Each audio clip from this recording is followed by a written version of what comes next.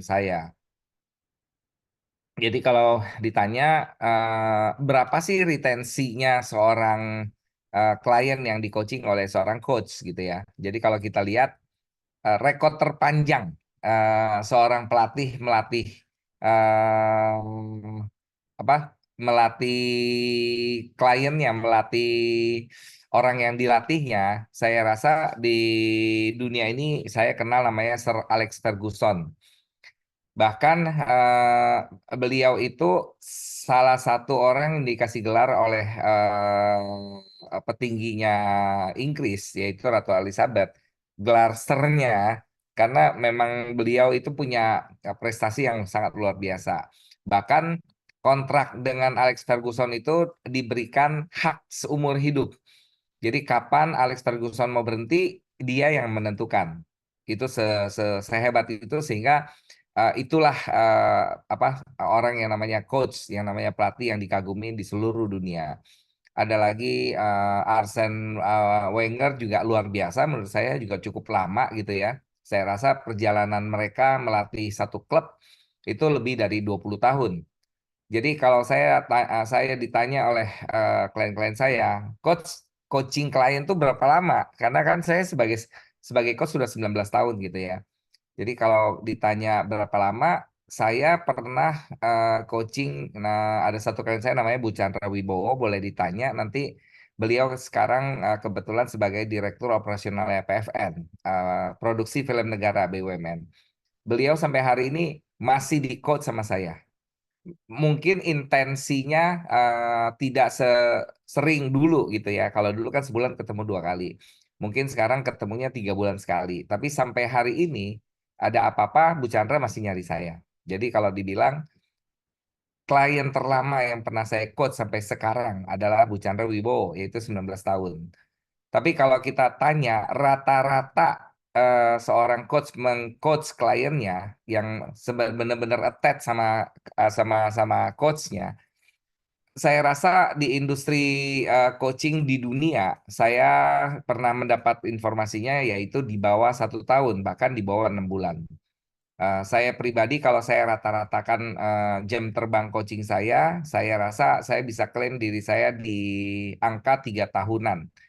Jadi rata-rata klien yang coaching sama saya harusnya 3 tahun. Nah, sekarang kalau saya pengen ngobrol gitu ya, ini ngobrolnya enaknya sama siapa ya? Sama mungkin Coach Lutfi, boleh buka mic, Coach. Ya, Coach. Coach, kalau 3 tahun kira-kira lumayan nggak, Coach? Bisa coaching satu klien? Lumayan, Coach. Oke, ya Ya. jadi ini saksi hidupnya kita, Coach Lutfi juga salah satu coach andalannya kami. Saya percaya bukan bukan hal yang mudah ya, Coach, untuk bisa Ya. membuat klien tahan sama kita 3 tahun, nggak bosen gitu loh ceritanya. Nah, jadi apa aja sih yang harus kita lakuin supaya mereka tuh sama kita terus gitu loh. Jadi ini ya hari ini akan saya share. Yang pertama, the one and only yang menurut saya ini bukan lagi penting tapi mandatory ya. Kalau nggak punya ini kayaknya nggak usah jadi coach lah, nggak usah jadi trainer lah gitu ya. Yaitu adalah care. Jadi kalau Anda nggak punya care, udahlah nggak usah ngejalanin profesi ini. Karena eh, gimana ya cara ngomongnya ya? Kita memang setiap hari ngurusin orang lain punya urusan. Kita setiap hari ngurusin orang punya masalah gitu loh. Jadi kalau ada masalah, ada klien yang suka suka minta maaf, coach, sorry ya coach, masalah kita berat. Oh kok sorry? Harusnya saya bilang terima kasih dong karena Anda masalahnya berat, baru ada saya gitu. Kalau orang nggak punya masalah, apakah perlu ada coach? Misal, kalau seandainya PSSI, klub sepak bola Indonesia, sekarang sudah juara 2 deh, juara 2 Piala Dunia dan sudah 15 tahun. Masalahnya saya rasa lebih kecil ya dibanding sekarang, untuk menghadapi Piala Asia aja masih perlu berjuang gitu. Jadi kalau bahasa saya, kalau tidak punya kepedulian yang tinggi, kita lihat kan berita-beritanya kan, betapa anggota klubnya itu begitu cintanya sama Sintayong sekarang. Jadi apapun yang menimpa berita terhadap Sintayong itu menjadi sebuah concern yang sangat tinggi. kayaknya nge-freeze ya dan oh enggak karena pas Coach Dani sama Coach Lutfi dua-duanya juga kepalanya nggak bergerak gitu. Ya, jadi sekali lagi kalau Anda punya care dan Anda harus melatih care Anda jauh lebih tinggi gitu ya. Saya percaya itu akan ditangkap oleh klien Anda. Apa sih itu care? Care itu saya menjabarkannya menjadi tiga. Yang satu adalah willing to share. Jadi apa aja kita share. Apa aja yang kita share ya. Ilmu yang pasti nggak lain nggak bukan. Tapi kadang-kadang saya nggak tahu ya. Saya di sini ada teman saya mungkin saya juga mungkin bisa bertanya sama Coach Lutfi ya yang menyalakan kameranya. Bener nggak Coach? Kita bukan cuma share knowledge. Sometimes we share our money. Yes, sir. Kita share our time, kita share our thoughts, kita share our feeling gitu kan ceritanya. Yang nggak melulu coach dibayarin makan sama klien. Kadang-kadang kita lihat kliennya masih sengsara, kita yang bayarin gitu ya. Jadi itu salah satu care yang harus kita eh, apa ya latih terus menerus harus ada hati itu gitu ya. Yang kedua adalah sabar. Ya sabarlah gitu ya, namanya juga orang belum maju, sabarlah orang belum bisa gitu kan. Ulang lagi, jelasin lagi. Ingat ya, makin dia nggak bisa, makin lama kita coaching dia. Makin cepat dia bisa, makin cepat selesai coachingnya. Ada klien saya namanya Violison gitu. Ternyata ini beliau nih sama seperti saya, pelahap semua ilmu gitu ya. Dalam waktu 7 bulan, saya tuh udah bingung mau ngajarin dia apa lagi, mau coaching dia apa lagi. Dia tuh sangat coachable, sangat spons ya, namanya spons tuh apa ya? Disedot semua ilmu saya. Jadi bulan ke-8 tuh saya udah bingung. Vio, kira-kira lu mau coaching apa lagi? Semua ilmu gue udah kasih ke lu gitu. Sedangkan saya nggak terlalu cepat mendapatkan sesuatu yang baru yang saya bisa kasih ke Vio. Jadi sekali lagi itu yang kedua. Jadi sabar. Sekali lagi kalau ada klien yang kurang cepat dalam menyerap ilmu Anda, kurang cepat dalam mengambil sebuah tindakan, sabar. Ya, ini sesuatu yang nggak mudah ya. Saya katakan sekali lagi nggak mudah. Saya waktu ada satu klien yang ya saya pikir saya masih bisa sabar sampai akhir tahun gitu ya. Ya pokoknya kontraknya tunggu sampai sampai memang exactly setahun gitu ya. Tapi sabarnya kita mungkin ujiannya kalau seandainya sudah tidak dianggap jadi coach, kalau seandainya kita sudah tidak mungkin lebih dilecehkan gitu ya ceritanya. Menurut saya itu bukan sabar. Menurut saya kita sabar bukan karena uangnya, coach. Kita sabar karena kita mau lihat mereka sukses. Kita sabar karena kita berharap mereka bisa berubah gitu. Tapi kalau ada satu statement yang saya mau katakan gitu ya. Hai coach dan trainer, apabila Anda sudah tidak mampu merubah mereka dan malah Anda jadi berubah gara-gara mereka, itu kan namanya bukan sabar. Berarti Anda sudah bayangin ya, kita datang kan pengen membuat orang lain jadi berubah, berkembang, menjadi lebih baik. Terus katakanlah klien kita ini KAMPRET, kampret gitu ya ceritanya. Gara-gara dia, kita ikut-ikutan jadi kampret gitu. Nah, berarti itu Anda sudah berubah. Berarti itu saatnya Anda harus memutuskan hubungan Anda dengan klien Anda. Kenapa? Ya, itu bukan sabar, itu lain lagi ya ceritanya ya. Jadi kalau sabar berarti Anda tidak berubah. Dia sedang berusaha untuk berubah. Tapi kalau dia sendiri udah tidak mau berubah, dia tidak menghargai Anda sebagai coach, dia udah mengintimidasi Anda. Itu namanya bukan bukan hubungan coach dan klien yang baik.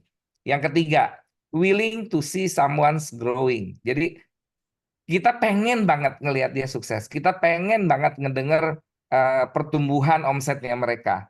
Jadi saya pernah ngajak Dani ke salah satu klien saya yang omsetnya tahun 2021 omsetnya 18 miliar per tahun. Kemudian tahun 2002 omsetnya 40 miliar per tahun. Tahun 2023 tutup buku omsetnya 200 miliar per tahun. Bayangin kenaikannya tuh eksponensial gitu ya. sampai Dani tuh berdecak gitu ya. Gila juga ya ini ya kliennya. Tapi saya nggak bisa ngambil kredit sendiri karena banyak faktor juga dari si klien yang pengen maju. Jadi itu sebuah kepuasan yang tidak bisa dinilai hanya dengan uang. Jadi itu yang kita cari sebagai seorang coach. Berikutnya namanya punctuality. Kemarin saya masih ditanya sama istri saya, emang jadi coach nggak boleh telat? Ya saya tanya balik, emang udah 19 tahun nggak paham bahwa seorang coach nggak boleh telat gitu ya? Ya, Coach Lutfi istri saya tuh stres coach kalau seandainya mau pergi nonton, mau pergi kondangan, mau pergi ke rumah orang tua, saya pasti nanya besok mau perginya jam berapa. Itu di depan pintu saya exactly jamnya segitu ya jam segitu. Saya nggak bisa dinego urusan namanya waktu. Waktu saya adalah waktu Jerman, bukan waktu jam karet. Jam karet kan molor kan katanya. Jadi pastikan bahwa Anda adalah orang yang on time, bukan cuman in time, on time. Jadi kalau kita janji hari ini jam 9, saya sampai kantor tadi jam jam 8 lewat 10. Ya, jadi saya sudah prepare segala macam sesuatunya supaya pada saat saya menyampaikan materi tidak lagi terbata-bata. Coba bayangin, Anda sebagai coach, Anda sebagai trainer mau melakukan sesuatu telat gitu ceritanya. Coach udah mulai tidak menghargai waktu, apalagi Anda bisnis coach, apalagi Anda seorang trainer di industri ekonomi gitu ya, di industri keuangan. Jadi kalau Anda tidak menghargai waktu, ya sama seperti Anda tidak menghargai uang. Kalau Anda tidak menghargai uang, ya berarti kan kemajuan seseorang di sebuah usaha itu kan satuannya masih uang. Jadi sekali lagi maaf kalau teman-teman yang masih belum bisa on time, ini sesuatu yang menurut saya perjuangan ya. Saya akan bilang ini perjuangan, nggak mudah. Tapi kalau Anda tidak mewujudkannya, Anda akan terbata-bata, Anda akan sangat sulit untuk punya klien yang mau lama sama Anda. Jadi kita harus mulai secara on time, tapi juga kita harus menyelesaikannya juga on time. Jangan mentang-mentang, oh habis ini saya udah nggak ada apa-apa lagi. Jadi dilama-lamain. Nah pertanyaannya, Anda tahu nggak klien Anda punya urusan lain atau tidak? Ya, jadi kalau kita janji kita trainingnya 1 jam. Oke, udah selesai ya kawan-kawan. Ada pertanyaan? Kalau nggak ada, kita akhiri hari ini. Dan bila mana ada pertanyaan bisa ditanyakan kembali di ya katakanlah di WA, di IG dan seterusnya. Tapi kalau seandainya ada yang eh, bilang, Coach, kita habis ini udah nggak ada apa-apa lagi sih, Coach. Boleh ada beberapa pertanyaan. Ya, kalau memang disepakati berdua, oke, jadi Anda mau kira-kira mau berapa lama? 1/2 jam. Oke. Komit ya 1/2 jam ya kira-kira gitu. Bukan bukan bukan kita sok jual mahal waktu kita, bukan. Ya, tapi kita juga jangan jangan seolah-olah kayaknya semurah itu seorang coach gitu ya. Coachingnya harusnya 2 jam, dimolorin sampai 5 jam. Itu berarti Anda sudah berhasil dirayu dan kayaknya Anda yang di coaching sama klien Anda gitu ya. Jadi sekali lagi Anda harus menyelesaikan dan memulai secara on time berbarengan. Bukan cuman mulai ya, tapi juga menyelesaikannya. Berikutnya ini penting nih. Ini panjang ya penjelasannya. Yang pertama sebentar. Yang pertama namanya positioning. Ini sebentar karena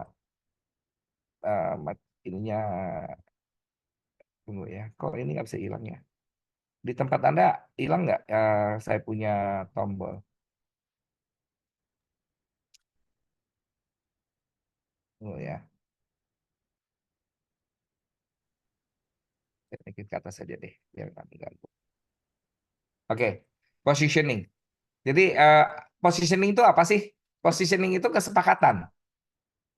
Kesepakatan. Jadi kalau kita di awal coaching kita nggak membuat kata sepakat gitu ya. Kata lainnya namanya setting expectation. Yuk kita bikin sepakat. Kalau saya training Anda, saya coaching Anda, harapan Anda apa?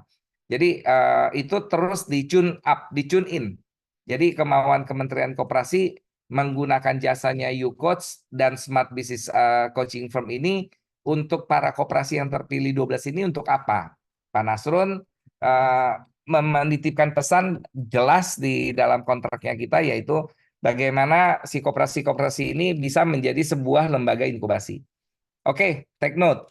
Apalagi ternyata ada ekspektasi yang berikutnya dari Pak Ahmad Jabadi. Bagaimana coach supaya koperasi-koperasi ini juga bisa menjadi koperasi modern. Checklist kedua, ada lagi? Nggak ada? Oke, berarti target kita dua itu. Jadi bagaimana kita bisa membantu para peserta di dalam pelatihan ini menjadi sebuah lembaga inkubasi dan menjadi koperasi modern. Wih, ini tantangannya berat, cuy, gitu ya ceritanya. Karena nggak mudah untuk menjadikan Anda menjadi sebuah koperasi modern dan menjadikan Anda memiliki sebuah lembaga inkubasi bagi para anggota dan pengurus.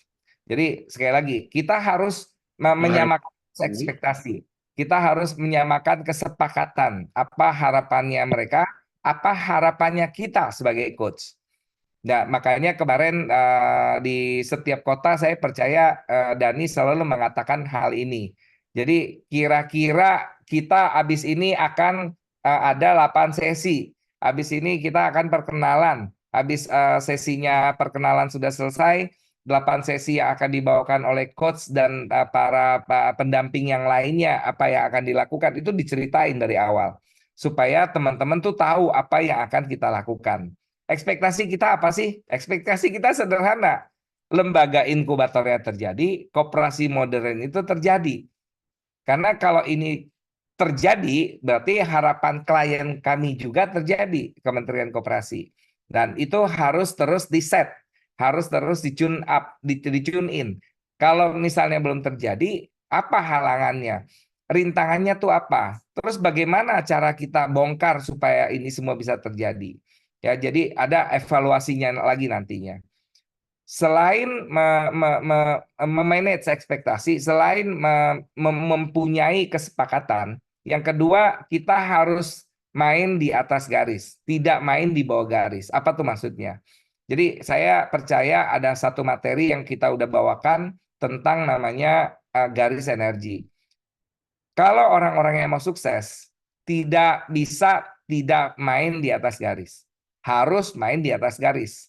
Apa aja sih di atas garis? Orang-orang yang di atas garis adalah orang-orang yang positif. Orang-orang yang senyum setiap hari. Orang-orang yang menjadikan masalah itu sebagai sebuah pelajaran. Orang-orang yang melihat sebuah tantangan menjadi sebuah peluang. Orang-orang yang tidak melihat masalah sebagai masalah, tapi mencari solusi dari permasalahan tersebut. Orang-orang yang selalu punya ownership, tidak menunggu gitu ya, tapi mereka lebih proaktif mencari sesuatu apa yang mereka bisa bantu. Jadi kalau kita nggak set up di awal perjanjian, Anda harus above the line, saya juga harus above the line.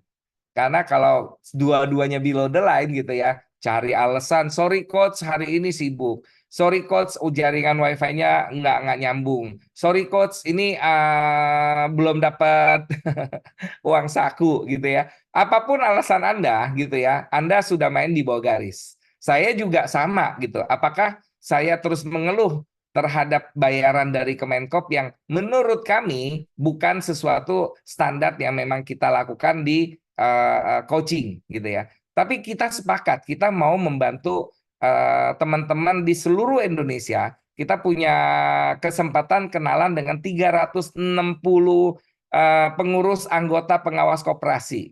Jadi wah keren nih. Kita punya teman-teman dari Sabang sampai Merauke, tapi kayaknya kita belum dapat kesempatan untuk coaching koperasi di daerah Papua gitu ya. Kita paling jauh masih bisa menyentuh namanya Makassar. Jadi sekali lagi kita harus sudah punya kata sepakat dan kita harus menepati kata sepakat kita dan kita harus punya komitmen, kita punya ownership, kita nggak bisa Mbak Bu gitu ya mencari alasan untuk tidak melakukan hal ini. Yang ketiga, positioning. Kita harus bilang sebagai trainer dan sebagai coach, kita tidak akan menjadi orang yang nice. tidak akan menjadi orang yang menyenangkan Anda. Bahkan kadang-kadang kita akan menjadi orang yang tidak menyenangkan. Karena kalau Anda belum sukses ya kita belum senang gitu. Nice. Kata lainnya sebuah kata nice ternyata ada singkatannya ya. Nothing inside me cares enough. Kalau orang yang terlalu baik gitu ya, terlalu manis mulutnya, saya curiga dia tuh di dalamnya tuh nggak ada isinya. Nggak ada sesuatu yang apa ya, eh, gimana ya? Coba Anda lihat Anda ngajarin anak Anda. Yang namanya anak sering salah kan? Masa kalau mereka salah kita tidak tegur? Masa kalau dia maling ayam ketahuan kita bilang, bagus nak, ambil lagi ayam sebelah lagi nak, gitu kan nggak mungkin. Jadi kita harus pastikan bahwa kalau mereka salah, ada hukumannya. Kalau mereka salah, ada tegurannya. Ada sanksi berat untuk mereka tidak melakukan hal tersebut kembali.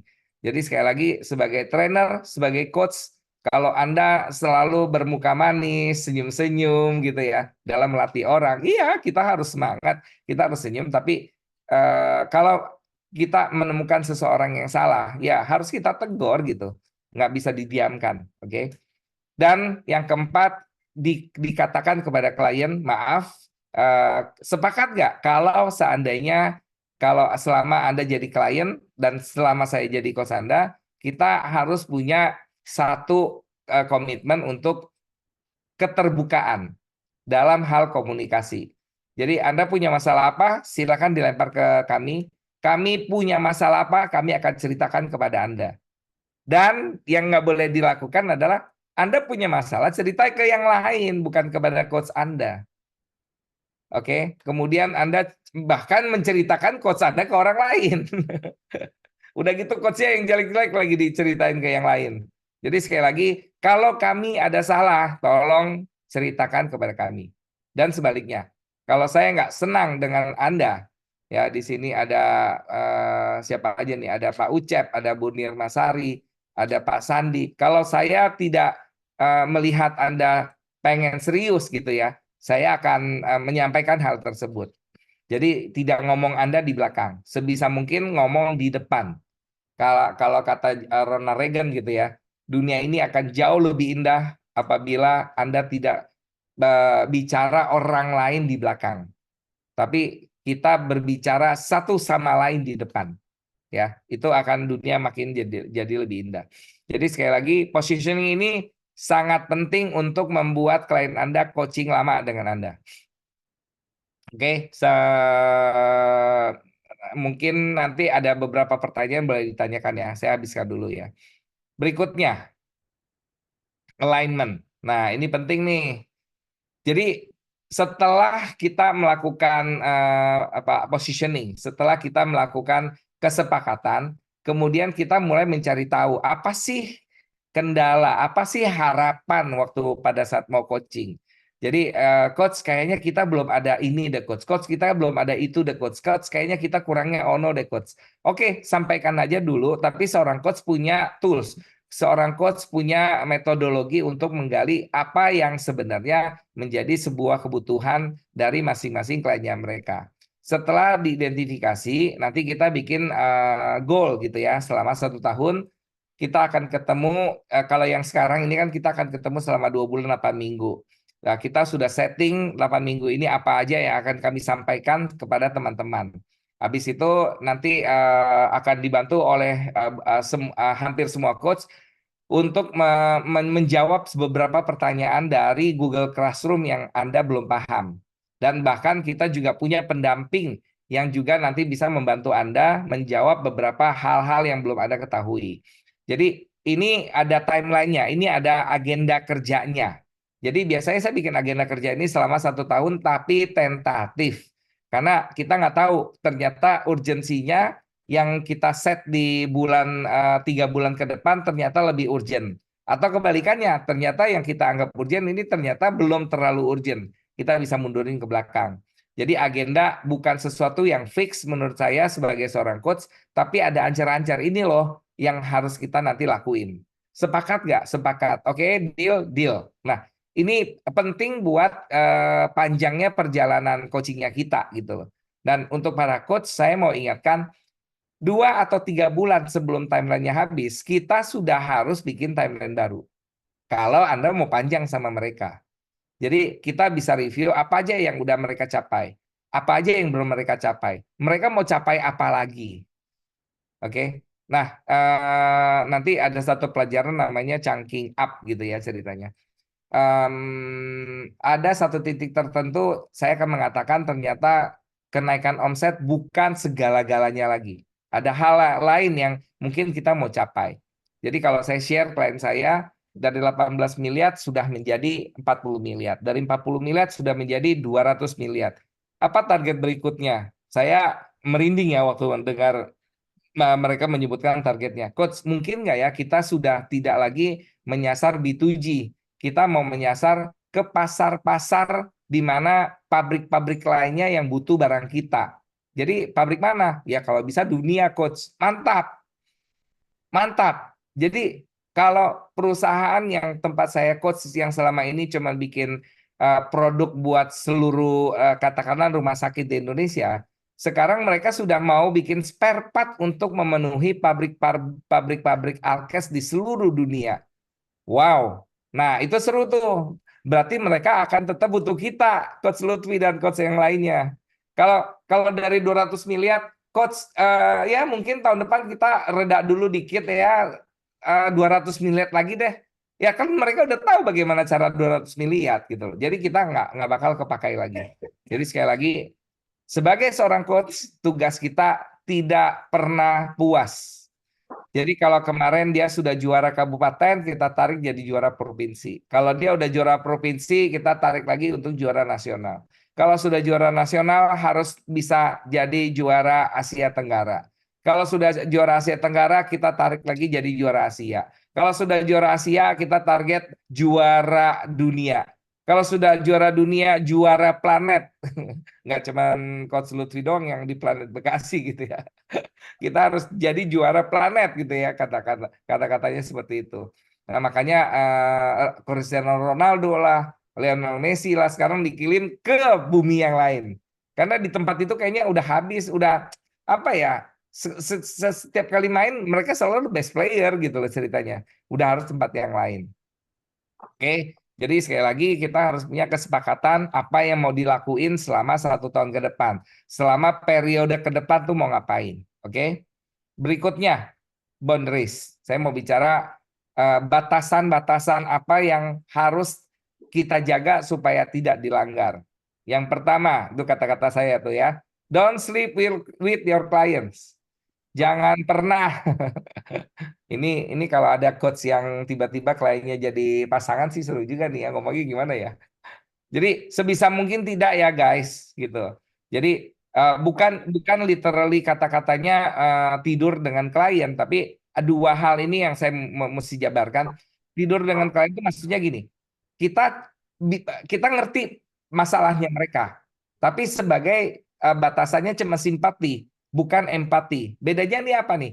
Simpati itu kita tidak pakai bajunya mereka, kita tidak pakai sepatunya mereka.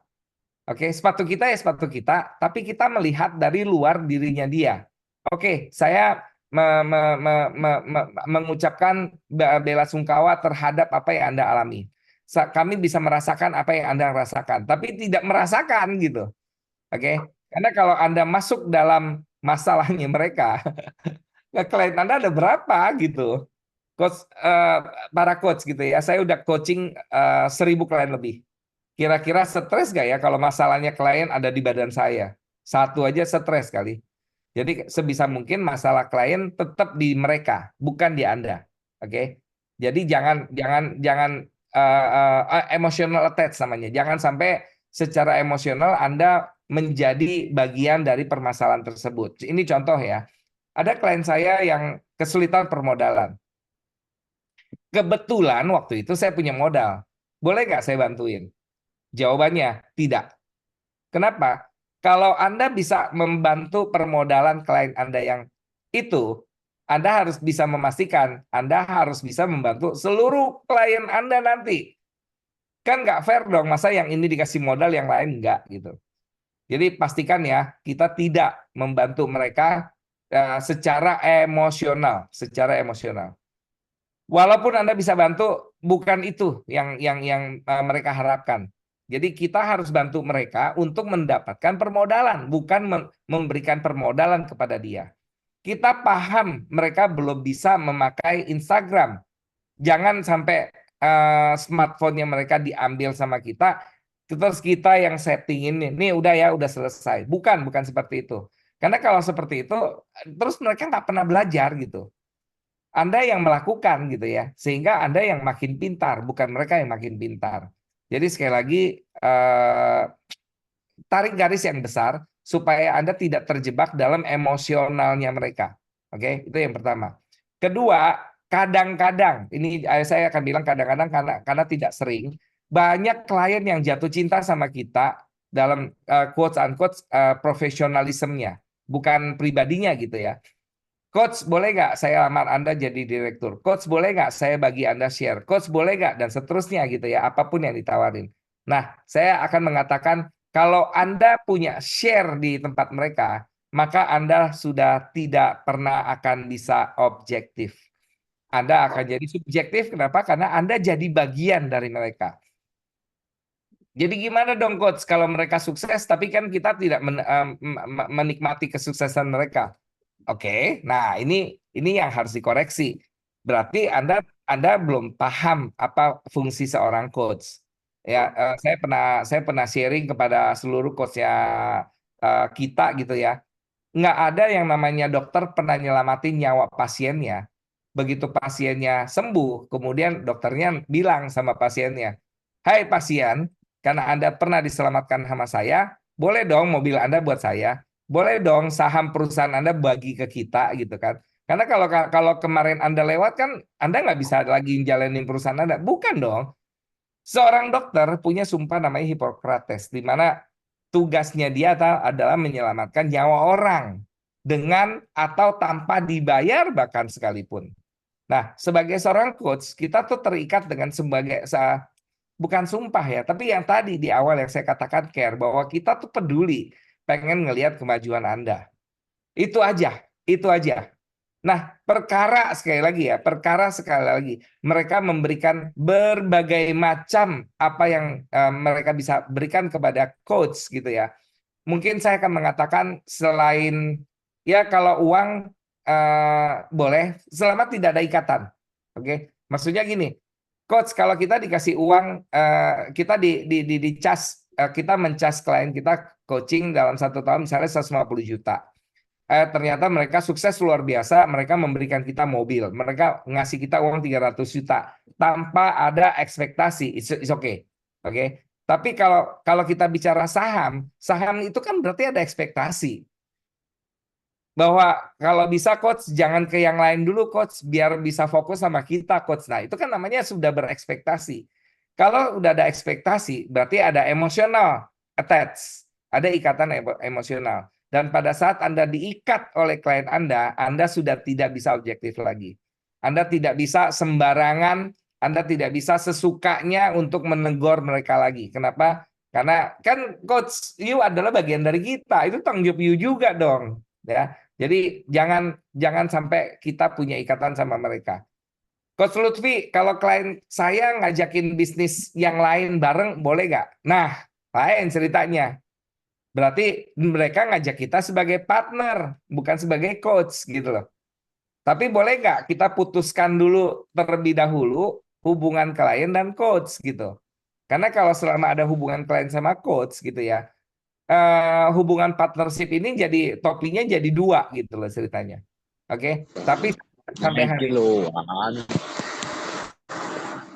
sampai hari ini tidak pernah menerima lamaran dari klien untuk saham dari perusahaan yang saya sedang coaching. Jadi menurut saya sebisa mungkin saya tidak menerima saham, saya tidak masuk empatinya mereka supaya saya bisa lebih langgeng, lebih lama dan lebih netral dalam memberikan masukan-masukan kepada mereka. Oke, itu beberapa batasan-batasan yang harus kita pahamin ya. Apalagi kalau seandainya Anda pergi coach, kita ke puncak nih coach berdua, nih udah lawan jenis lagi, perginya berdua lagi. ke puncak, pakai nginep, ya udahlah selesai lah. Selesai dah. Coach Lutfi, saya masih ngomongnya Coach Lutfi nih. Coach, you sudah berkeluarga, Coach. Bener nggak? Kalau kita lebih gampang coaching orang lain dibanding coaching istri sendiri. Yes, setuju. Karena ada emotional attach gitu loh ceritanya. Ya istri kita merasa, loh, lu kan bagian dari hidup gue, kira-kira gitulah gitu kan. Nggak bisa gitu. Dan pada saat Anda menjalin hubungan dengan klien Anda, udah nggak bisa dia lagi ditegur gitu. Itu udah hubungannya udah bukan hubungan coach sama klien itu. Itu hubungannya udah selingkuhan. Udah susah itu. Oke, hidup Anda jadi makin susah dengan hal itu gitu ya. Jadi kalau kata lain saya, kalau Anda benar-benar mau selingkuh jangan sama klien Anda deh. Bukan berarti saya mengiyakan selingkuhan ya. Selingkuh itu udah susah, tambah lagi selingkuh sama klien, makin susah lah hidup Anda. Oke, punya satu istri aja udah susah, punya dua emak sama bapak tambahan kan ceritanya. Mau tambah satu lagi emak sama bapak tambahan ya selamat guys. Oke, lanjut. Ada namanya figur otoritas. Jadi kalau kita ketemu anak muda umur 24 tahun, kita respect sama dia cuman karena baju dokternya. Oke, anak muda nih Coach Lutfi, tapi karena dia pakai bajunya baju dokter, kita panggil dia dokter gitu loh ceritanya. Tapi begitu dia itu just lab-nya dibuka gitu ya. Ini anak kecil nih gitu kan ceritanya ya.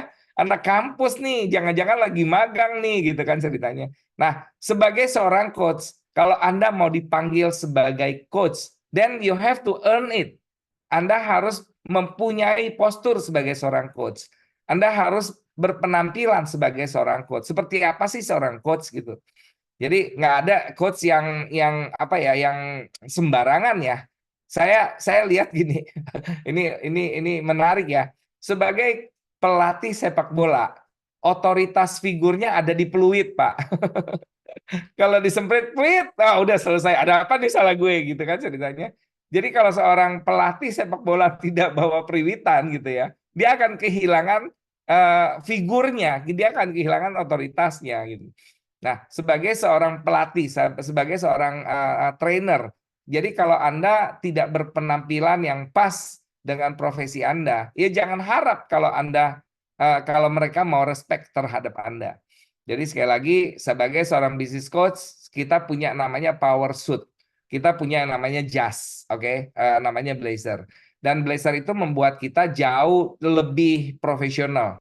Jauh akan dihormati oleh mereka. Oke, itu yang pertama. Kedua, selain itu apalagi? Ya, kayaknya rambutnya juga nggak acak-acakan ya. Kemudian apalagi ya? Ya mau nggak mau udah kita mesti ke salon, kita mesti tanya makeup artist how to make up ourselves supaya punya performance benar-benar dilihat sebagai seorang profesional. Jadi sekali lagi figur otoritas itu harus diraih, harus bisa bukan diucapin gitu ceritanya. Oke, besok kalau Anda ketemu saya, tolong panggil saya coach ya. Bodoh amat. Kan dokter nggak pernah ngomong gitu. Besok-besok kamu memanggil saya dokter ya. Kan kita panggil mereka langsung dok. Dia dapat otoritasnya karena pakai jas labnya dia, pakai stetoskopnya dia gitu loh. Jadi apa yang atribut-atribut yang harus Anda pakai sehingga Anda layak dipanggil coach gitu. Oke, jadi kalau saya bilang penampilan yang tadi, kalau pelatih bawa sempritan, apa ya?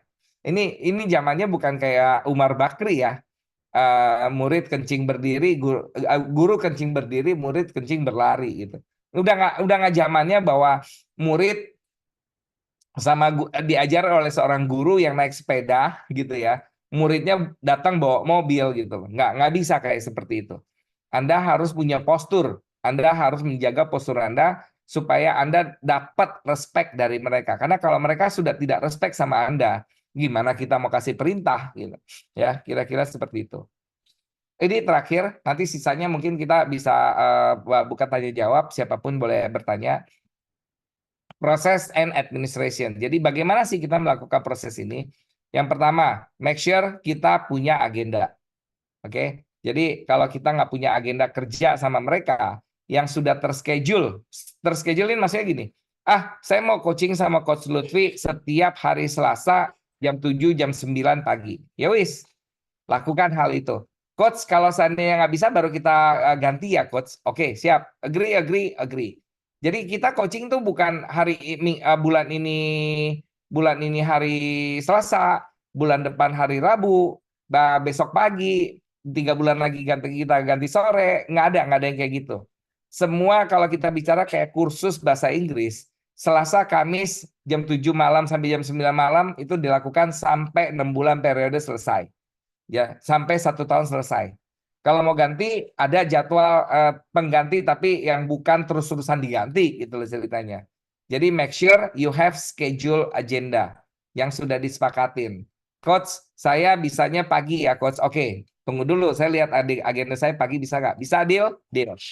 Kedepannya kita terus ya seperti ini ya Coach. Oke, deal. Ya. Tapi Coach Lutfi, Coach Ruli, Coach Iksan, biasanya saya menambahkan satu statement. Ini agenda sudah kita set dan bisa berantakan kalau saya dipanggil oleh Bank Indonesia. Ini bisa berantakan kalau saya dipanggil sama Kemenkop. Kenapa? Karena tugas negara jauh lebih besar tanggung jawabnya dibanding mengcoach seorang klien. Jadi kita ngomong dulu di depan gitu. Jadi karena Bank Indonesia kadang-kadang memberikan jadwalnya 2 minggu sebelumnya. Jadi kalau Bank Indonesia nyelip nih 2 minggu, ya kita kasih tahu klien, sorry nih, ini dipanggil sama Bank Indonesia. Dan itu harus ngomongin di awal. Oke. Saya rasa cuma dua itu aja sih. Sekarang saya Bank Indonesia sama Kementerian Koperasi. Jadi kalau dipanggil sama mereka berdua, izin saya sudah disampaikan di awal. Ya, jangan disampaikannya pas pada saat kita butuh. Kita harus sampaikan. Jadi para coach, Anda bisa pastikan ke klien Anda kalau ada jadwal Kemenkop, maaf digeser dulu karena ini tugas negara. Buat saya ini tugas negara. Oke, berikutnya ada agreement, ada secari kertas yang harus kita tanda tangani bersama. Jam berapa setiap bulannya, berapa sesi setiap bulannya, apa yang boleh, apa yang nggak boleh. Kerahasiaan data akan kita pegang. Sama seperti Anda juga menjaga rahasia banyak hal yang kita kasih dan seterusnya. Ya, sebelum training atau coachingnya berjalan. Ya itu harus disepakatin dulu. Oke, tanda tangan. Oke, kita tanda tangan bareng-bareng 2 lembar. Saya pegang tanda tangan klien saya pegang tanda tangan saya. Oke, berikutnya Anda harus punya rekapitulasi. Sesi ini coaching tentang apa? Sesi berikutnya coaching tentang apa? Kenapa? Karena namanya rekam medis. Kalau saya sebagai dokter, ini klien pernah ngapain aja sih sama saya ya? Kalau kalau coachingnya cuma 4 kali sih hafal lah Coach Lutfi. Tapi kalau coachingnya sudah 3 tahun gitu ya, kita kan bingung. Kemarin kayak udah diajarin apa ya? Kemarin lagi bahas masalah apa ya gitu, supaya kita nggak apa ya namanya ngeprank klien atau kena zong lah ya. Kan coach tadi kan udah kan kemarin kita udah sampaikan hal itu. Jadi kita punya catatan tersebut. Kecuali Anda sudah pro gitu ya. Anda kalau udah punya jam terbang tinggi mungkin ceritanya beda. Tapi saya punya tim sih yang mencatat apa aja yang sudah saya lakukan, tanggal berapa kami melakukan karena kita harus tertib secara administrasi supaya kapan kita bisa nagih dan seterusnya. Dan saya tidak mau misalnya klien bayar kita 3 bulanan, 6 sesi, belum 6 sesi kita udah tagih lagi gitu ya. Dan itu membuat kita sangat kelihatan tidak profesional. Saya rasa itu yang saya bisa bagi pagi ini supaya teman-teman bisa jadi coach yang jauh lebih baik lagi ke depan hari. Sisanya saya kembalikan kepada Dani untuk kita tanya jawab. Thank you.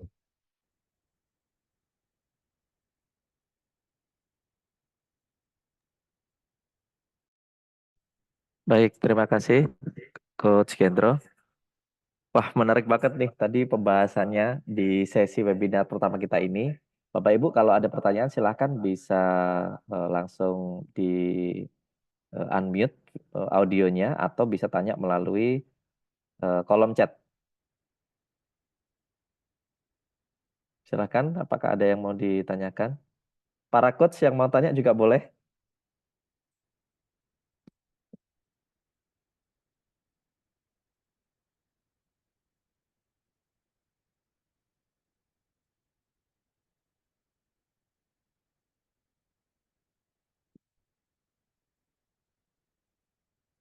Silakan Bapak Ibu. Masih ada waktu 10 menit bagi kita untuk bisa tanya jawab dari materi yang sudah diberikan oleh Coach Gendro tadi. Dari teman-teman pendamping yang mau tanya juga boleh.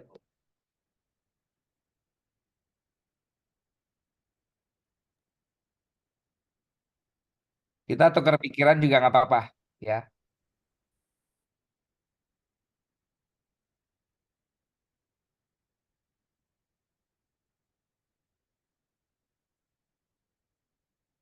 Silakan Bapak Ibu. Ini hampir lengkap semuanya ya. Dari Aceh juga sudah ada perwakilan yang hadir. Kemudian dari Jawa Tengah, dari Pasuruan, Malang.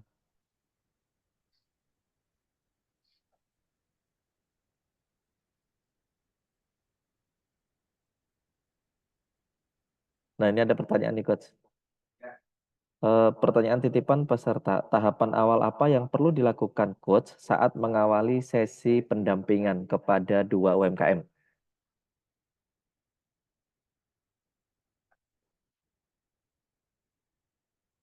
Tahapan awal apa yang perlu dilakukan sebagai seorang coach saat mengawali sesi pendampingan? Coach Gendro masih di mute tuh mic-nya. Oh, masih di Oke, mute. siap. Gantian ya, Dan. Tahapan awal yang pertama, bahasa saya tetap positioning. Jadi menyampaikan, mengutarakan ekspektasi kedua belah pihak, mencari sebuah kesepakatan apa yang boleh dan apa yang tidak boleh. Kita harus utarakan di depan. Apa ekspektasi Anda? Oke, saya mau bisnisnya tumbuh 100% coach. Oke, saya targetnya mau punya 4 cabang coach. Oke, saya mau 3 tahun ke depan hidup saya tidak lagi terlibat dengan bisnis coach. Saya mau punya tim yang tangguh coach. Sebutin semuanya, kita catetin semua. Kalau nggak make sense, kita harus utarakan. Misalnya, saya mau punya kader-kader yang sebaik saya, kalau bisa bulan depan jadi coach gitu ya. Nah, kalau nggak bisa harus diutarakan coach. Jangan iya aja semuanya gitu lah ceritanya. Sebulan, yakin sebulan itu ekspektasi Anda. Anda nyarinya aja mulai kapan? Terus kira-kira Anda sudah melatih dia berapa lama? 27 tahun. Mana mungkin 27 tahun dalam 1 bulan ke depan itu bisa jadi. Kalau mungkin kita rekrut profesional yang lain yang sudah mapan, ditaruh di sana, kemungkinan masih bisa jadi. Jadi harus ada kesepakatan, Coach. Bukan berarti apa yang mereka sampaikan terus kita iakan, tidak. Dan kebalikannya, kita juga menyampaikan ekspektasi kita. Bisa nggak komunikasi kita lakukan secara jujur dan terbuka? Bisa, deal? Seperti apa sih, Coach, jujuran terbuka? Ya maksudnya kalau lu nggak seneng sama gue gitu kan kata-katanya gitu. Ya sampaikan dong ke saya langsung aja di depan mukanya kita. Jangan ngomong di belakang. Bisa nggak? Oh itu bisa coach. Bisa nggak? Ada keterbukaan. Kalau rugi ngomong rugi, kalau untung ngomong untung. Jangan rugi didiemin, untung pura-pura rugi gitu loh ceritanya. Karena kan kita nggak tahu nah beresinnya seperti apa sebagai seorang coach. Masa seorang dokter mau ngobatin pasiennya, pasiennya tidak jujur menjawab pertanyaan dokternya. Dokternya bilang ada keluhan apa? Enggak ada keluhan gitu ya. Sakitnya di mana? Ya tebak aja dok gitu ya. Kalau saya jadi dokter, saya usir keluar dari ruangan saya. Ya, buat apa gitu ya kita layanin pasien yang tidak jujur dan tidak terbuka. Itu jadi bahasa saya adalah memiliki kesepakatan di awal itu sangat penting. Nah, ke nomor 2, kita bikin agenda kerja yang tentatif. Oke, coach, Pak gitu ya, ke klien kita. Setelah kita menganalisa, kelihatannya saya akan bantu Anda di area ini, area ini, area ini. Kemungkinan saya akan touch di ini dulu, habis itu nanti 3 bulan kemudian saya akan perbaiki hal ini. Kita nanti akan mulai menyinggung beberapa hal di area pemasaran dan seterusnya. Kemudian kita sepakatin di agenda dan agendanya kita kirim kepada mereka sehingga mereka bisa ada gambar besar gitu ya. Oh ternyata tugas coach banyak juga ya. Oh ternyata bukan cuma tugas coach, maksudnya tugasnya mereka banyak yang bisa kita dampingin. Jadi sekali lagi kalau Anda mengawali sesi tidak melakukan 2 hal itu, saya rasa nanti akan lebih pendek jangka waktu coachingnya Anda. Kira-kira itu. Boundaries, tolong bisa dijelaskan kembali. Jangan pernah tidur sama klien Anda. Jangan pernah mau ngajak ataupun diajak ke puncak, apalagi pakai nginep. Ya, itu satu. Yang kedua, makan siang boleh nggak coach? Ya harus. Kita kan harus membangun hubungan. Hubungan apa? Hubungan coach sama klien, bukan hubungan pribadi. Maksudnya itu. Jadi kalau udah masuknya ke hubungan pribadi, ini bahaya ya. Ini bahaya gini. Nggak heran kenapa 70% bisnis coach di dunia ini laki-laki dan life coach justru 70%-nya ada perempuan. Karena kalau klien kita perempuan curhatnya kepada coach yang laki-laki, kemungkinannya besar untuk nantinya si perempuan akan bilang gini, kok laki saya nggak kayak coach saya ya. Mulai tuh, itu ciri-ciri bisa nggak beres tuh gitu kan. Dan sebagai seorang coach kan kita dididik sebagai orang yang punya attitude, punya kedisiplinan, punya wawasan. Dia bandingin sama suaminya yang udah nggak disiplin, marah-marah melulu, pakai ngegampar gitu loh ceritanya.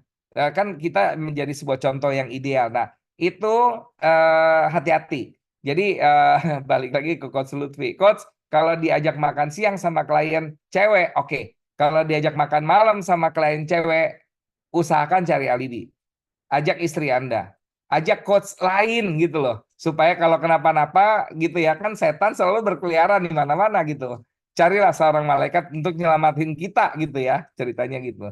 Dan satu lagi, jangan pernah menerima pinangan sebagai direktur, sebagai pemegang saham dan seterusnya. Ya, karena saya selama 19 tahun gitu ya, mencoba mengiyakan ajakan satu kali menjadi direktur, ya udah berantakan semuanya.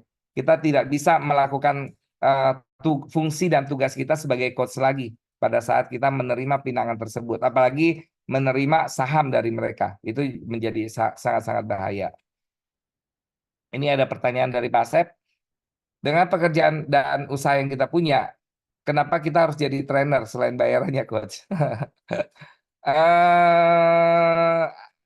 Waktu itu saya masih kerja sama orang lain dan saya masih suka memberikan training ya Pak. Apa alasannya? Karena kerennya gini Pak, kalau kita memberikan training pada saat pekerjaan kita masih ada yang lain, saya senang berbagi sih Pak, balik lagi. Bukan cuma bayarannya. Yang pertama karena saya senang berbagi, kedua untuk bisa berbagi ternyata saya harus belajar gitu. Jadi ternyata karena saya berbagi dan saya harus belajar, saya makin pinter gitu ceritanya. Jadi alasan kenapa kita harus jadi trainer sederhana sih. Kalau Anda yang mau pengen makin pinter, ya mengajarlah. Karena kita kalau nggak punya ilmu, nggak mungkin kita bisa ngajar. Jadi kalau ada orang bilang Coach Gendro mah title-nya tuh MBA, modal bacot aja. Saya bilang gini, coba ngebacot dengan apa yang hari ini saya katakan. Kalau Anda nggak punya isinya, nggak mungkin bisa Anda ceritakan. Oke? Jadi sekali lagi, kenapa kita harus jadi trainer? Karena kalau bukan bayarannya, yang pertama karena memang saya suka berbagi. Kedua, karena saya pengen mengisi diri saya. Dan kami ini bukan orang yang ketakutan dengan membagi slide-nya kita kepada Anda. Kenapa? Ya karena kan kita buat lagi yang baru, sehingga kita belajar lagi sesuatu.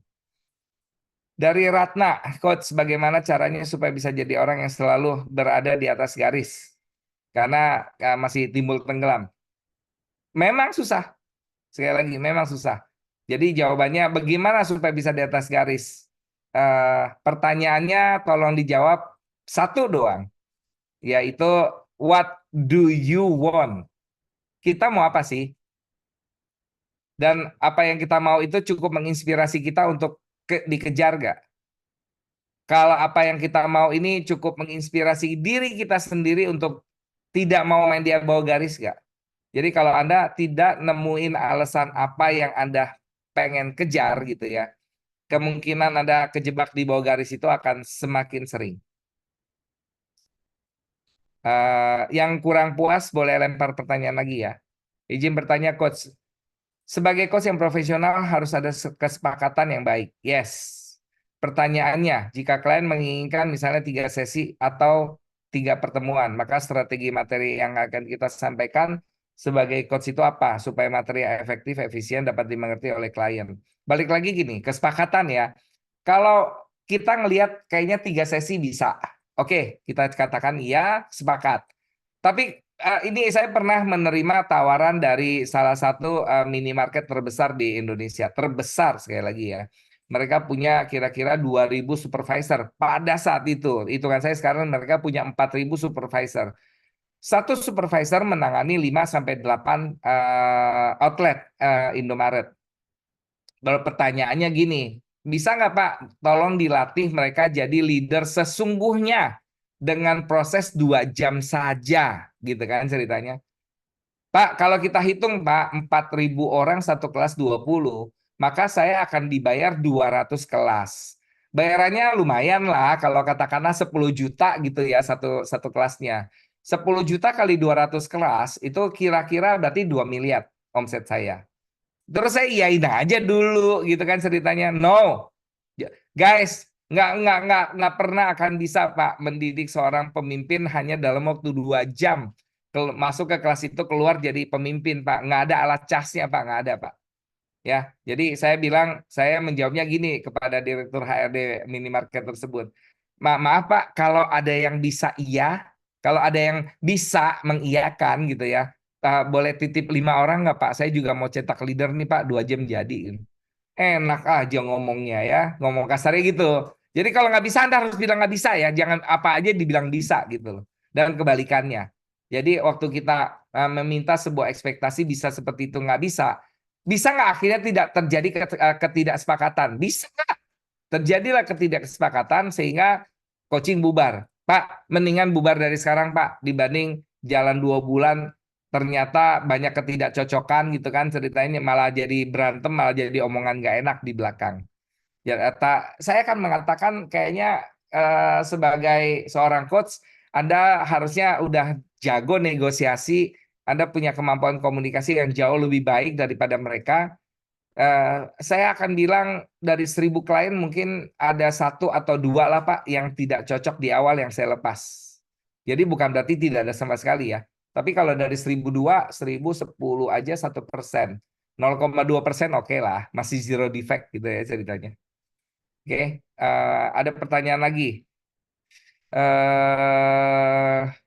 Jika kita adalah tipe orang yang nggak enakan, apa kiat yang harus dilakukan dalam membangun hubungan dengan klien? Maksudnya nggak enakan nolak, diajakin ke puncak nggak enak nolaknya. Ya ditolak lah kalau diajak ke puncak lah gitu kan ceritanya. Jadi ya ikuti kata hatimu nak. Jangan semudah itu juga gitu ya ceritanya. Atau nggak enakan dalam negur gitu ya. Ya buat saya balik lagi ke kata-kata nice. Kalau Anda terlalu baik gitu ya, terlalu nice, Anda sadar nggak sih kalau sebenarnya Anda tidak peduli sama mereka. Jadi kalau Anda peduli sama mereka, Anda kadang-kadang mesti jadi orang jahatnya gitu. Jangan melulu jadi orang baik gitu loh. Ya, harus diutarakan gitu. Dan gimana ya ngomongnya ya? Ini saya ada satu cerita gini. Eh, satu orang ini cerita exactly saya pernah dengar dan katanya bukan pernah terjadi. Ini ya true story ya. True story yang pernah terjadi di mana ada satu orang anak lahir di sebuah keluarga yang susah, di mana pada saat umur 5 tahun anak ini sudah mencuri beras dari tetangga. Pada saat beras dikumpulkan sebanyak satu gelas sebanyak 1 gelas gitu ya. Mamanya mengatakan gini, bagus nak, hari ini jadi kita tidak kelaparan. Kemudian karena direstui oleh orang tuanya, maka umur belasan dia menjadi seekor. Dia menjadi seorang yang memaling ayam. Dan pada saat ayamnya dibawa pulang, ibunya mengatakan, Alhamdulillah nak, hari ini kita makan ayam. Dan pada saat umur 20-an, pada saat mereka anak ini sudah menginjak kaki dewasa menjadi seorang perampok. Dan pada saat umur 24 tersebut ketangkep dan di China hukumannya adalah hukum gantung. Dan sebelum dihukum gantung, biasanya pasti ada wish list, pasti ada last wish, ada permintaan terakhir yang dikabulkan oleh negara sebelum dia digantung. Apa permintaannya? Permintaannya dia pengen ketemu sama ibunya. Oke, ibunya diajak naik ke atas panggung sebelum talinya dijerat gitu ya. Kemudian dia cuma bilang sama ibunya, Bu, saya mau nete. Janganlah nak, kan ibu nggak mungkin nete di depan banyak orang. Tapi kan ini permintaan terakhir saya, Ma. Habis itu saya meninggal. Dan ibunya dengan berat hati memberikan buah dadanya untuk diisap susunya gitu ya. Tapi apa yang dilakukan sama si anak tersebut adalah digigit putingnya sampai ibunya meninggal. Dan dia teriak, kalau aja ibu saya umur 5 tahun, saya maling beras, saya dipukulin, saya maling ayam, saya digebukin, hari ini saya tidak jadi perampok. Jadi sekali lagi guys, kadang-kadang banyak perbuatan-perbuatan baik kita justru menjerumuskan orang. Dan kadang-kadang perbuatan tidak enak kita justru mendidik dia. Jadi sekali lagi jangan ada kata nggak enak dalam mendidik, balik lagi ya. Karena tujuannya mendidik. Bagaimana cara merekrut UMKM yang akan kita dampingin? Wah, ini kalau merekrut ini tugasnya bukan seorang coach ya, tugasnya seorang sales. Karena nggak ada Coach Lutfi seorang dokter nyari-nyari pasien gitu. Hei nak, sakit dong, sakit gitu ya. Kok lu nggak sakit-sakit nih, gue nggak ada kerjaan nih sebagai seorang dokter. Jadi sekali lagi yang tugas merekrut UMKM yang akan didampingin adalah orang lain mungkin ya, karena profesi Anda sebagai coach. Tapi kalau kita mau bicara topik yang berbeda, bagaimana kita bisa punya klien, ya let's talk about it, tapi tidak di sesi ini ya, karena sesi ini tentang sebagai coach. Jika kita mendampingi UMKM, maka kita akan memeriksa bagaimana perkembangan laporan keuangan saat ini dan akan sangat sensitif. Oke. Balik lagi positioning. Boleh nggak nanti kita menjalin hubungan secara jujur dan terbuka? Karena kalau Anda tidak terbuka, maka saya juga tidak bisa memberikan saran yang tepat. Mungkin tidak dibuka laporan keuangannya, mungkin kita tanya, selama ini keuangan Anda profitabilitasnya naik terus atau stabil atau masih naik turun. Sehingga kita tidak perlu melihat data exactly-nya. Ya, jadi kita cukup mendapatkan pernyataan. Menurut saya kalau orang bisa ditanya dengan pertanyaan yang tepat, dia akan jawab kok. Bapak cukup happy nggak Pak dengan profit Bapak? Belum. Oke. Pak, profit Bapak kalau dibanding dengan kompetitor-kompetitor yang lain di industri gitu ya, kira-kira profit Bapak sudah lebih baik atau belum? Belum. Oke. Ya, itu yang harus kita catat gitu. Jadi kita juga harus mampu memberikan pertanyaan-pertanyaan yang mungkin kalau dia masih keberatan membuka hal itu karena belum ada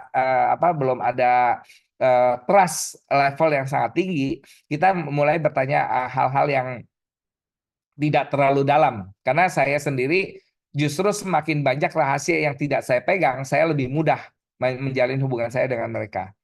Oke, bagaimana kita mendampingi seorang UMKM jika ilmu kami yang kita dapatkan masih kurang memadai? Ya udah, buka Google Classroom, tontonin terus setiap malam kalau mau jadi coach yang mumpuni, karena semua banyak yang udah di-sharing sama kita di sana. Ini seru juga nih ya, banyak banget yang ditanyakan. Bagaimana cara kita meyakinkan UMKM untuk ikut serta di coaching, sedangkan kita sendiri belum yakin kita bisa berhasil mendampingi mereka karena belum pengalaman.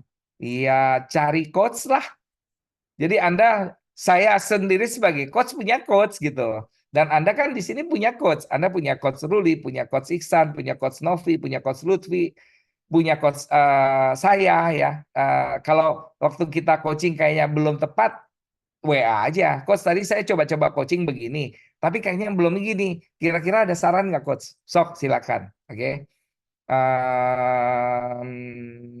Apalagi nih, bagaimana cara agar kita tetap optimis, semangat terus dalam mendampingi UMKM tersebut?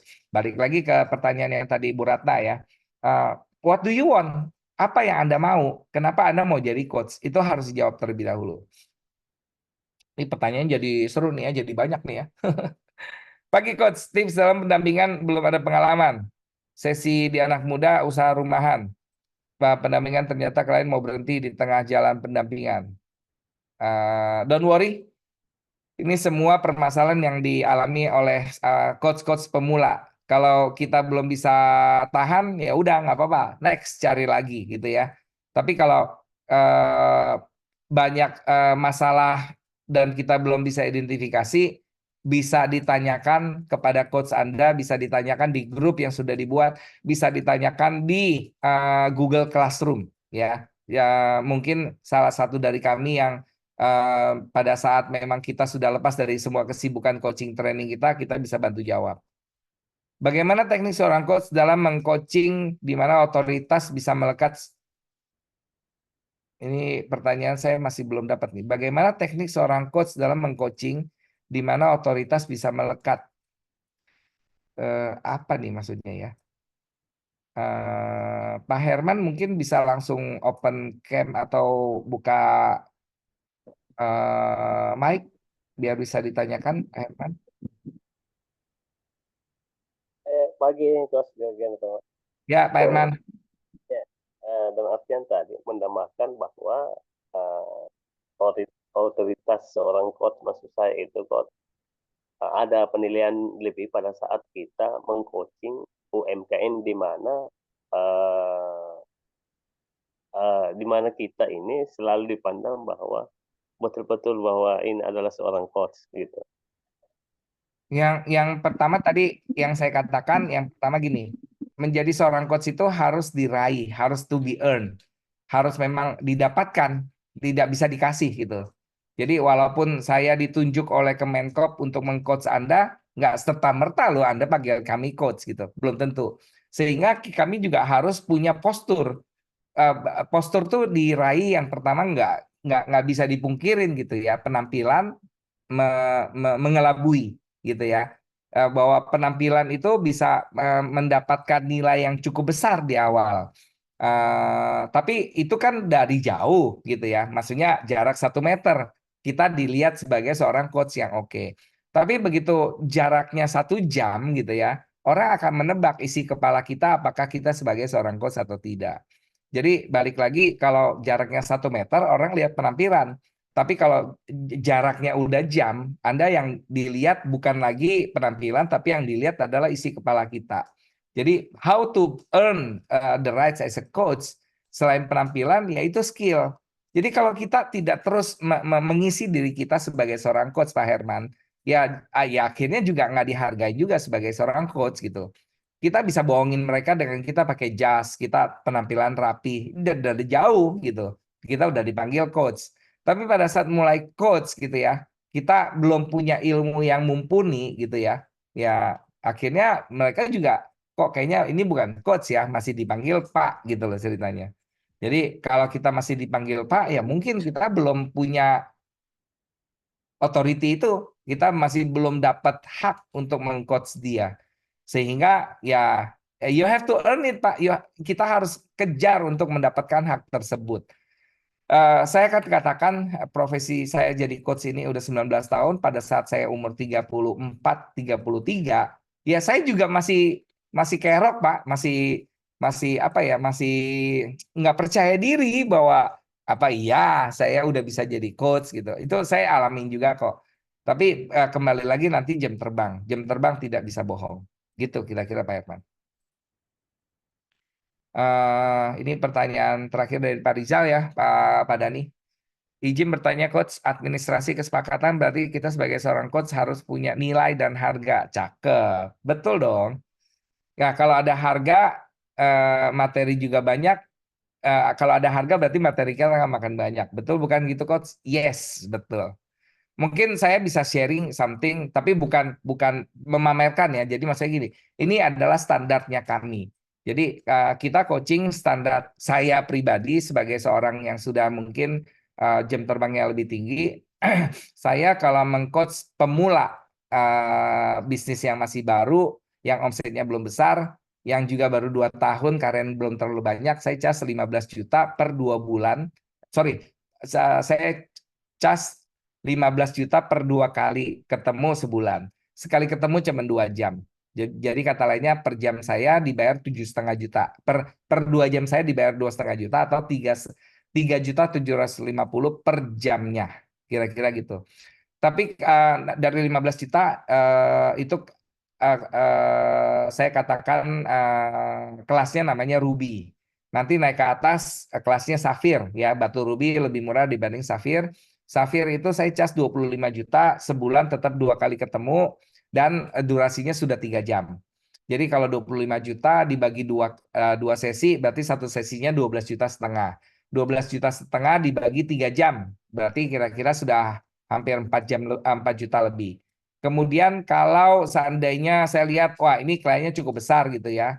Cabangnya sudah 50, sudah 100 gitu ya. Saya biasa casnya sudah lebih menengah itu 50 juta sebulan tapi ketemu 4 sesi. Setiap kali ketemu antara 3 sampai 4 jam. Let's say buletin 4 jam. Berarti sekali ketemu 12,5 juta dibagi 4 turun lagi 3 juta. Tapi kan karena in bulk gitu ya ceritanya. Yang termahal yang pernah saya dapat bayarannya adalah 100 juta sebulan ketemu 10 hari. Itu yang saya pernah jalankan.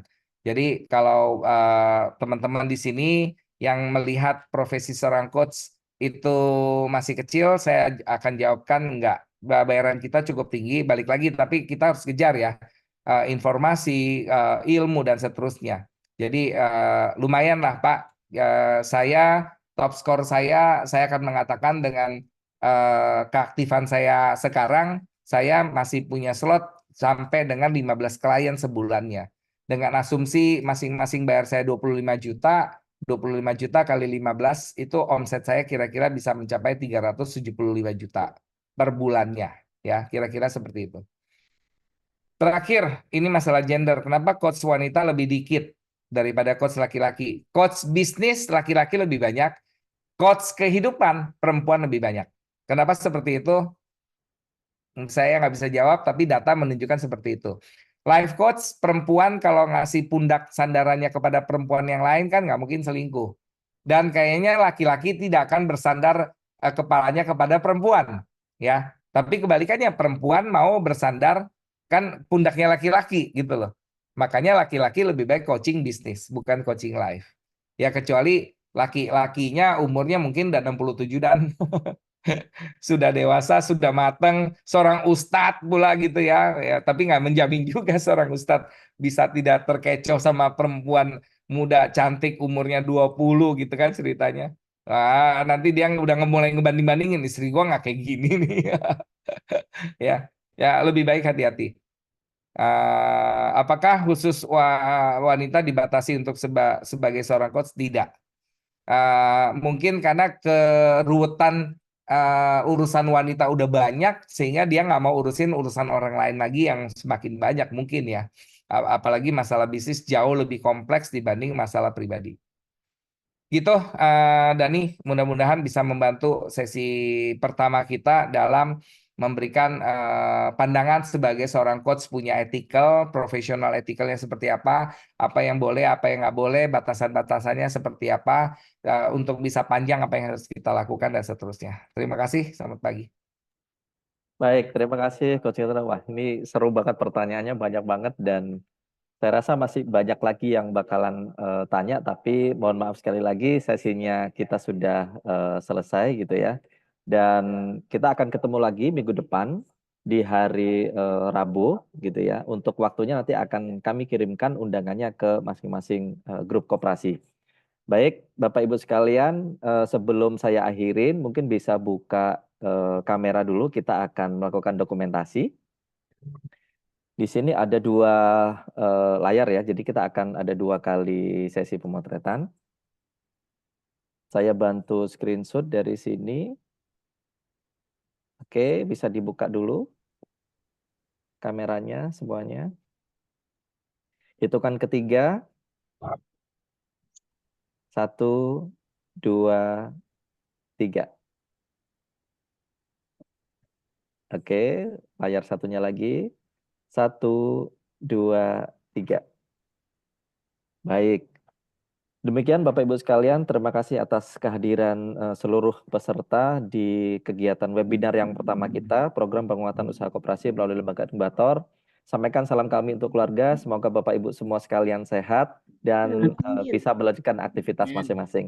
Terima Amin. kasih banyak Coach Kendro, materinya yang luar biasa. Terus terima kasih banyak para pendamping, para coach juga yang sudah mendampingi. Makasih semuanya. Selamat Terima pagi. kasih. Selamat pagi. Selamat pagi, Coach. Terima kasih. Pagi, Coach.